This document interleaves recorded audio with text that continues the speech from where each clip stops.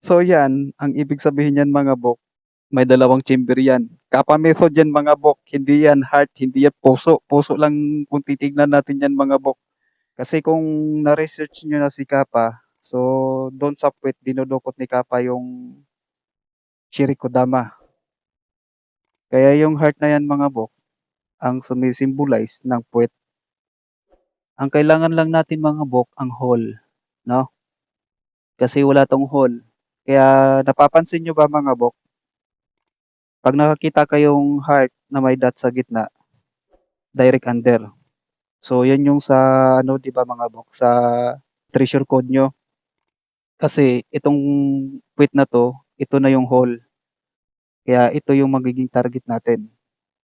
Lahat ng heart na may dot sa gitna, naka-flat wall man yan, naka-paslope, pa-slide ba? So naka-wall, naka-pa-slide o dito sa flooring mga bok ano. So target pa rin natin yan. Yan yung target natin basta may hole yan sa gitna. So ito, ang sinasaad lang nito mga bok, na sa isang shaft o sa isang bato, ang target natin dalawa. Yan, nakita nyo sa site nyo yan. So, ibig sabihin, may dalawang chamber tayong kukuhanin sa loob ng isang shaft. Magkasama yan mga bok.